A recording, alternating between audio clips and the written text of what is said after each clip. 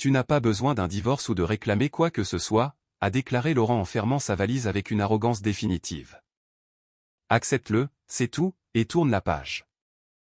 Son petit sourire en coin m'a fait bouillir le sang, mais j'ai gardé un visage neutre, regardant mon mari depuis 12 ans emballer sa vie comme s'il s'agissait d'une simple escapade le temps d'un week-end.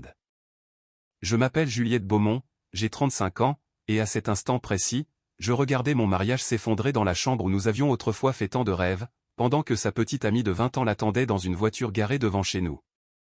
Cette même maison que nous avions construite ensemble, celle qui était censée être notre foyer pour toujours.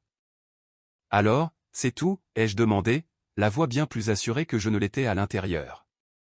Tu pars simplement avec Camille et tu t'attends à ce que je reste légalement marié avec toi pendant que tu joues au papa et à la maman avec elle? Il s'est arrêté, passant une main dans ses cheveux grisonnants, des cheveux qu'il avait récemment commencé à teindre, un détail qui hurlait désormais la crise de la quarantaine. Écoute, un divorce serait un cauchemar procédurier, a-t-il dit. De cette façon, c'est plus simple. Tu gardes la maison, je garde mon patrimoine, tout le monde est content. J'ai failli rire. Presque.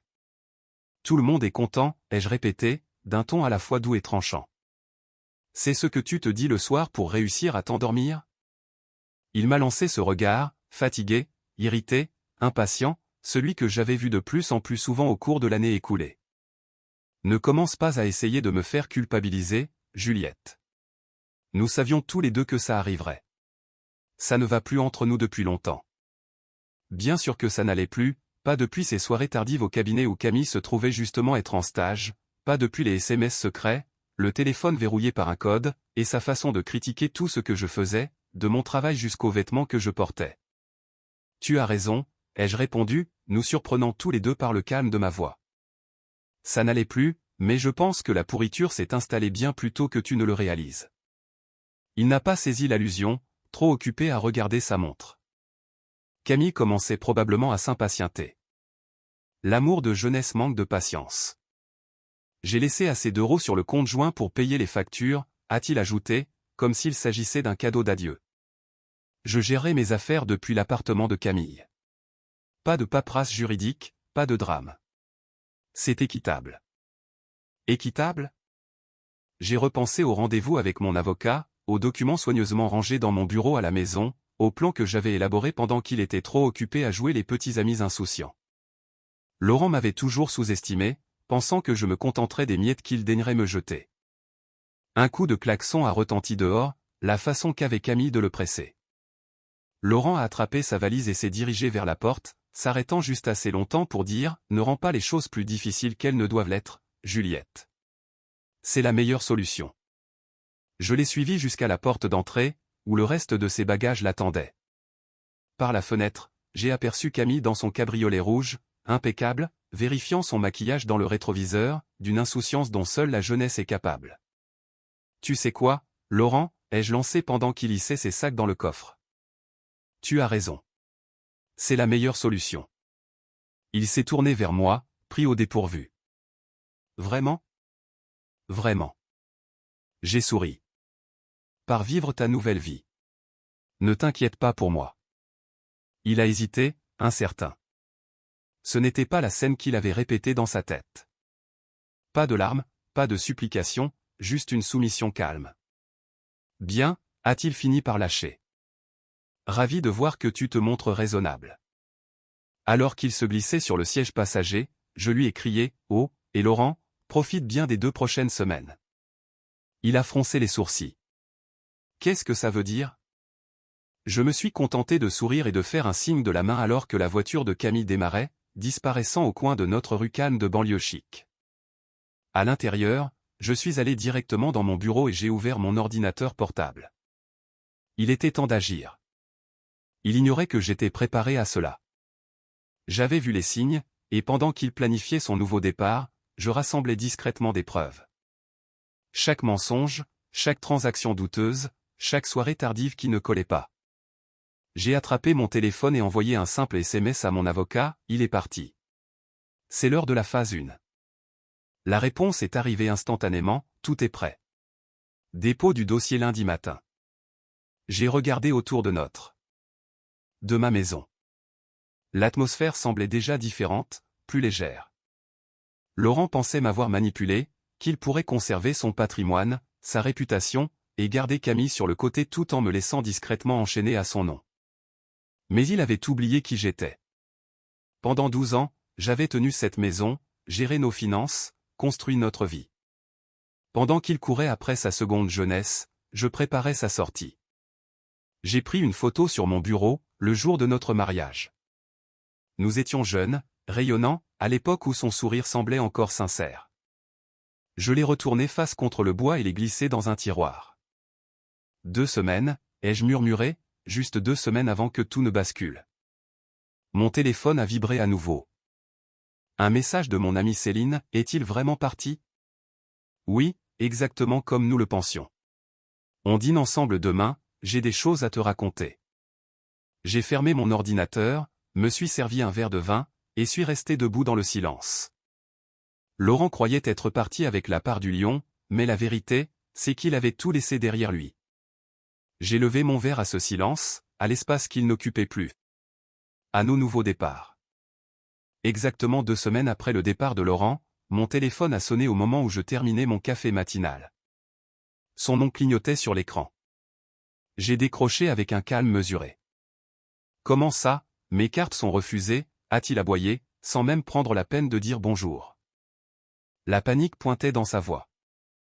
Je viens d'essayer de payer le petit déjeuner, rien ne passe. Même le distributeur automatique indique que mon compte est bloqué. J'ai pris une lente gorgée de café. Oh, ça? Oui, j'ai reçu un avis ce matin.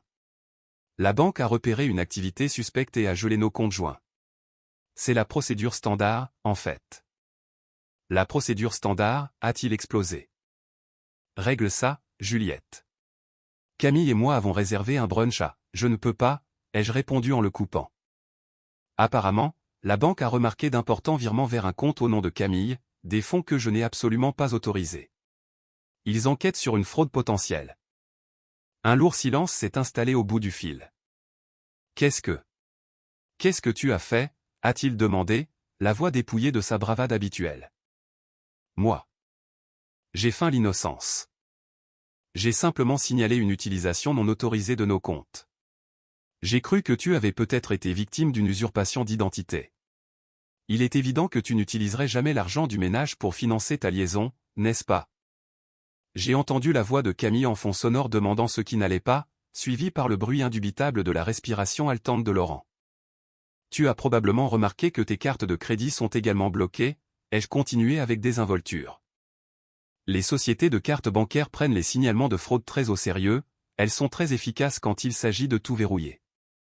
C'est complètement fou, a-t-il sifflé. Je vais appeler la banque et dire quoi, ai-je demandé d'une voix suave. Que tu avais besoin de ces fonds pour jouer au papa et à la maman avec ta stagiaire de 20 ans tout en étant encore légalement marié. Bonne chance avec ça. On a sonné à ma porte, pile à l'heure. Ne quitte pas, Laurent, ai-je dit, sans même prendre la peine de couper le micro. Il y a quelqu'un à la porte. J'ai marché jusqu'à l'entrée et j'ai ouvert. L'inspecteur Moreau se tenait là, dans son uniforme impeccable, un porte-document à la main. Madame Beaumont? Je viens au sujet du signalement pour fraude financière. Je me suis assuré que Laurent m'entende fort et clair. Oui, inspecteur, je vous en prie, entrez. J'ai préparé tous les documents. Juliette? La voix de Laurent résonnait dans le haut-parleur, complètement ébranlée. Attends, qui est à la maison? Qu'est-ce qui se passe? Juste la police, Laurent. La procédure standard, tu te souviens? Il a juré dans sa barbe. Écoute, on peut en parler. Je vais venir et... Oh, avant que j'oublie, ai-je ajouté en retournant dans le salon, tu dois savoir que j'ai demandé le divorce.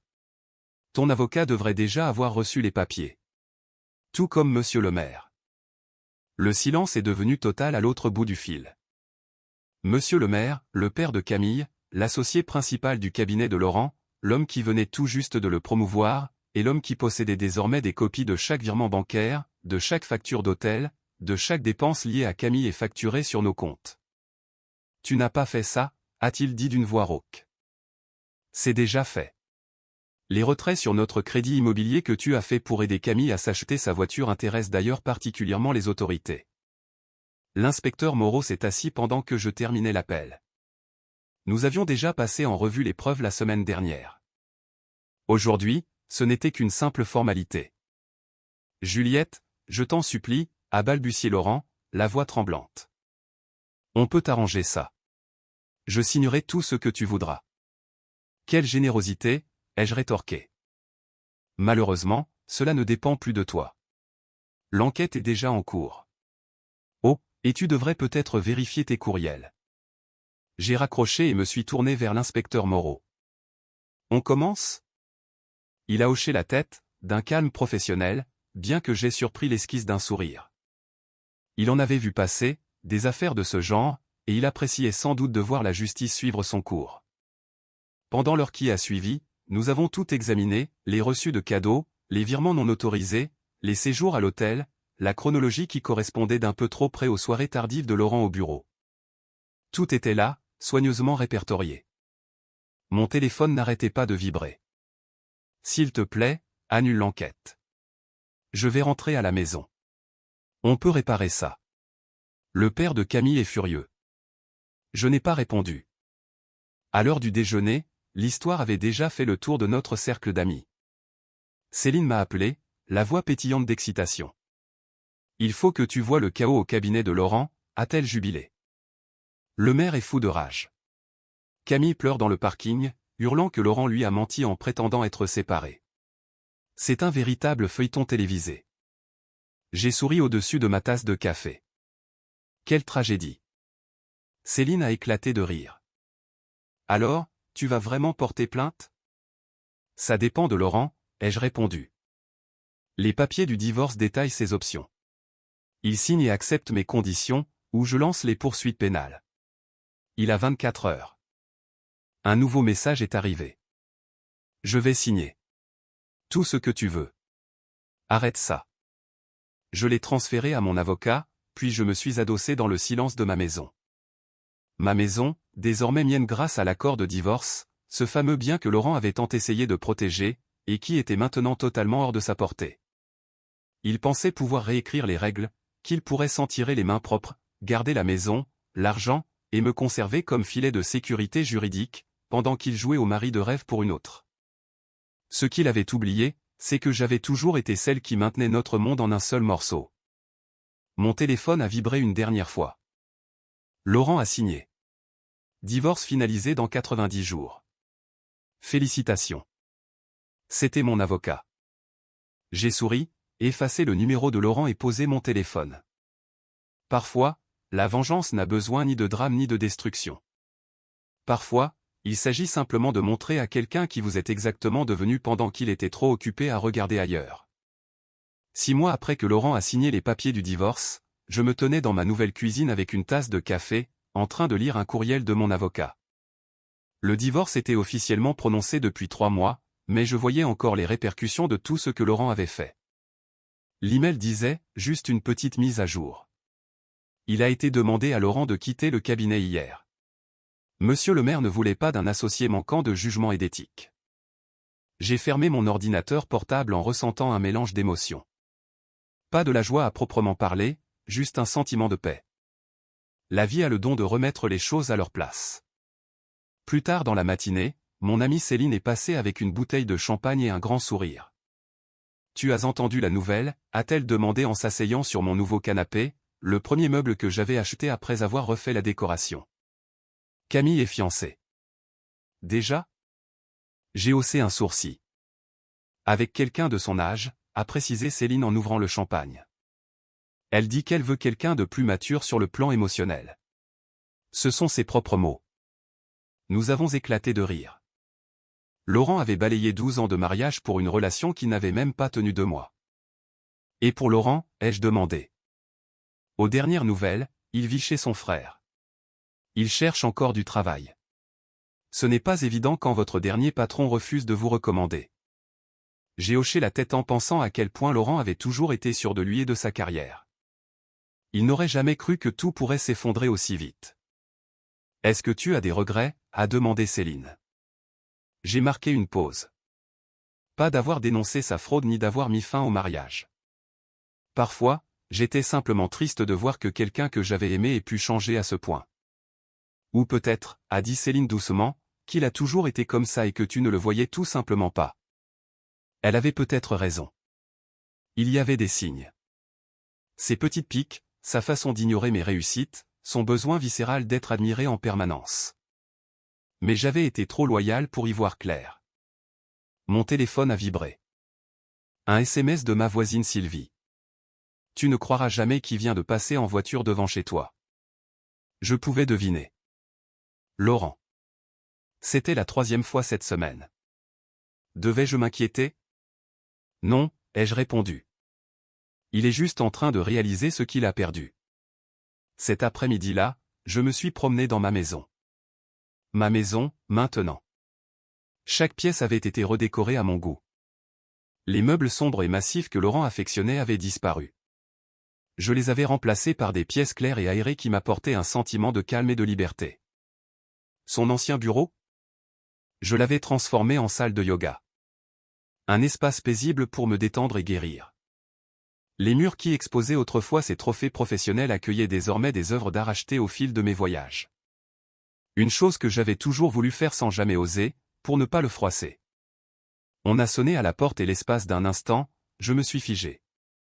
Mais ce n'était pas Laurent. C'était Sarah, de mon groupe de soutien pour divorcer, qui passait déposer des documents pour notre prochaine réunion. J'avais commencé à participer à ce groupe 3 mois plus tôt, et j'aidais maintenant d'autres femmes qui traversaient la même douleur que celle que j'avais connue. La pièce est prête pour la réunion de demain, lui ai-je dit en la faisant entrer dans l'ancienne salle à manger, devenue aujourd'hui un espace chaleureux et accueillant pour nos séances. Tu es incroyable, a soufflé Sarah en regardant autour d'elle. Il y a 6 mois, tu avais le cœur brisé.